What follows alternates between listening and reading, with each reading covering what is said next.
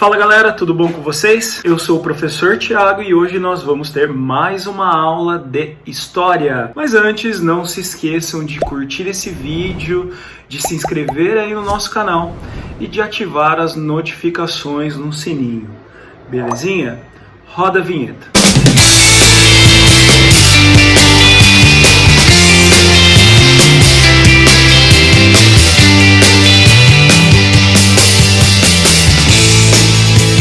Falar sobre a Igreja Medieval. Galera, a Igreja Medieval é a principal instituição dessa fase da história, né? Novamente, dá uma olhadinha aqui na linha do tempo, você está localizando a Idade Média entre o século V e o século XV. Tudo bem? A Igreja então vai ter um enorme poder nesse momento, vamos analisar por que ela tem esse enorme poder. Primeiro, politicamente a Igreja vai influenciar nas decisões, né, dos senhores feudais, vai também influenciar na decisão dos próprios reis. Lembrem-se que nesse momento há uma descentralização política que a gente já aprendeu ali na aula do feudalismo, né? E quem controla a relação de vassalagem, ou melhor, as relações de vassalagem, que vai ligar ali esse mundo caótico descentralizado através ali de uniões militares, onde você tem fidelidade e reciprocidade, é a Igreja. Ou seja, é a Igreja que vai fazer ali esses juramentos de fidelidade, né, essas cerimônias de investidura. E a Igreja, inclusive, tem o direito, pessoal, de suspender essas relações, hein? Olha a importância, então, da Igreja. Imagina que a Igreja excomungue ali um senhor feudal ou mesmo o rei. Esse rei, pessoal, por exemplo, ele não será mais protegido pelos seus vassalos, deixando-o isolado, né, enfraquecendo ali de forma absurda. Então a Igreja tem um enorme poder político por conta disso, tá? Poder econômico, pessoal. A Igreja, ela cobra impostos em todos os territórios, em todos os feudos, sem contar também que ela é uma senhora feudal. A Igreja é dona de terras, a Igreja é dona de riquezas. Vale lembrar que também, gente, misturando a questão política com a questão religiosa, com a questão econômica, perdão, vale lembrar que o Pepino Breve, lá do Reino Franco, né, da dinastia dos Carolíngios, ele transformou o Papa, pessoal, em uma figura de poder temporal. Então, o Papa, ele tem o seu próprio país, ele arrecada recursos em todos os lugares cristãos ali, onde a Igreja tem influência. E esses recursos, gente, óbvio que eles serão drenados para os estados pontifícios, para o controle ali direto desse alto clero, né, para o controle do próprio Papa, certo? O poder social, gente, a Igreja tem um enorme controle aqui da moral, tem um controle ideológico sobre essa sociedade. Vale lembrar, pessoal, que a Igreja tem todo esse poder também porque ela tem um monopólio do conhecimento nesse momento histórico. O desenvolvimento cultural aqui, gente, ele vai se dar na Igreja. A Igreja vai ter acesso à educação, a Igreja vai guardar ali esses estudos da antiguidade, por exemplo, né? Então, a maioria dessa sociedade, mesmo a nobreza, é formada por iletrados, enquanto que a Igreja tem o conhecimento ali ao seu alcance e vai poder ali, obviamente, né, ter um controle maior sobre a sociedade, uma vez que tem esse controle do conhecimento. Aqui eu destaco para vocês, inclusive, o enorme desenvolvimento cultural que nós vamos ter nas abadias e nos mosteiros, né? A Ordem Toscana, por exemplo, que você está vendo imagens aqui, ela foi fantástica nessa época, ela promoveu um enorme ali desenvolvimento cultural. Com relação a esse desenvolvimento cultural, aqui na Alta Idade Média, pessoal, nós teremos ali a chamada arte românica, tá? Onde as igrejas ali, elas estão muito relacionadas ainda com a questão agrária desse contexto histórico, né? É bem diferente com da arte gótica, que a gente vai ver posteriormente. Toma cuidado porque a gente está falando de Idade Média, quando o pessoal pensa em arte, já pensa na arte gótica, né? Mas nós tivemos também a arte românica, tudo bem? Galera, outra coisa importante, como essa organização da Igreja. A Igreja, pessoal, ela vai ser dividida em clero secular e clero regular. O clero secular, gente, é o clero que está em contato com as pessoas. Então você tem ali o Papa, os bispos, os cardeais, os padres. É o clero que terá um enorme controle sobre a sociedade. Tudo bem que tem um enorme poder espiritual e também temporal.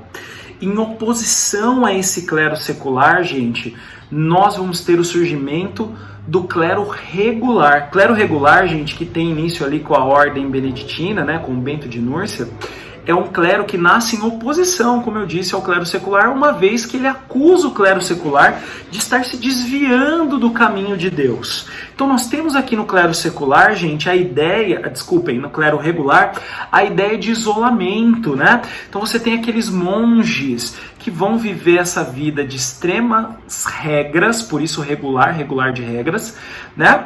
Esses monges, eles vão fazer ali 3 votos, né? Caridade, pobreza e obediência, e vão se dedicar ali à oração e ao trabalho manual. Muitos desses mosteiros que vão surgir são locais de enorme desenvolvimento cultural, como eu disse, desenvolvimento aí na pintura, na escrita, na filosofia, né, na arquitetura. Tudo bem? Vale lembrar, gente, que já na Baixa Idade Média nós teremos o surgimento aí da ordem ali dos franciscanos, né? A ordem dos franciscanos, ela vale ressaltar aqui, né, com relação à organização, por quê? O São Francisco de Assis, gente, ele cria uma ordem que acaba, entre aspas, misturando essas duas concepções de clero. Vai ocorrer o voto de caridade, pobreza e obediência na ordem franciscana, mas, diante de um contexto de grande crise do feudalismo, de graves problemas sociais, São Francisco e a sua ordem não vão aceitar o papel ali de isolamento. Eles vão buscar ajudar a população. Então é um clero que vai ter contato sim com a sociedade. Tudo bem? Tranquilinho? Bem, todo esse poder da igreja, gente, óbvio que vai causar ali reações, vai causar problemas, né? Vai causar conflitos. Um dos conflitos que nós vamos ressaltar agora é a chamada querela das investiduras. O que aconteceu? O Papa Gregório VII, pessoal, ele vai combater ali algumas práticas que eram muito nocivas para a Igreja Católica, para a Igreja aqui medieval. Que práticas eram essas? Era a investidura leiga. O que é investidura leiga? É quando você dá o cargo eclesiástico para quem não tem formação religiosa. É quando você tem, por exemplo, ali o senhor feudal, ou os reis, ou o imperador, no caso da querela das investiduras, que é referente ao Sacro Império, escolhendo quem vai ser o bispo, quem vai ser o cardeal, tá? Então ele vai combater a investidura leiga, e vai combater também a chamada simonia, que é a venda de cargos eclesiásticos, e ele vai combater o chamado nicolaísmo, que era a corrupção dentro do clero. Vale lembrar, gente, que a investidura leiga, ela aumenta a corrupção dentro do clero, ela potencializa esse nicolaísmo, uma vez que você vai ter ali religiosos que não têm vocação alguma com a teologia, né, com a religião em si, certo? Gregório VII começa um processo de excomunhão, de expulsão ali de quem desobedecer às suas determinações, né? É aqui, inclusive, que começa o celibato na igreja, ok? Celibato que existe até hoje, olha só. Então, essa ideia, pessoal, do celibato está muito relacionado ali ao próprio controle das riquezas da igreja. Certo? Bem, o Papa Gregório VII acaba entrando em conflito com o imperador do Sacro Império Romano-Germânico, Henrique IV. Esse conflito vai levar à excomunhão do Henrique IV. Nós já aprendemos que quando ocorre essa excomunhão, você quebra a relação de suzerania e vassalagem. Logo, nós teremos uma situação onde Henrique IV vai ficar isolado, não vai ter mais a ajuda dos seus vassalos, que não terão compromisso com ele. O que o Henrique IV fez? Peregrinou até a sede do papado e foi pedir perdão ao Papa, tá?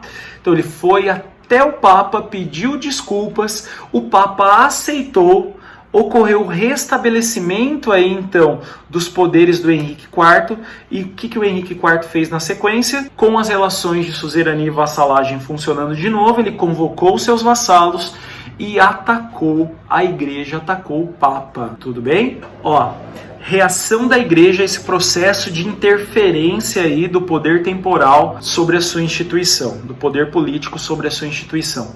Nós teremos a criação do Colégio de Cardeais, certo? O Colégio de Cardeais ele existe até hoje, né? E ele faz ali a investidura dos papas, por exemplo. E em 1122 nós teremos a Concordata de Worms, onde a igreja volta a escolher os seus cargos, volta a promover as suas próprias investiduras. Tudo bem? Tranquilo?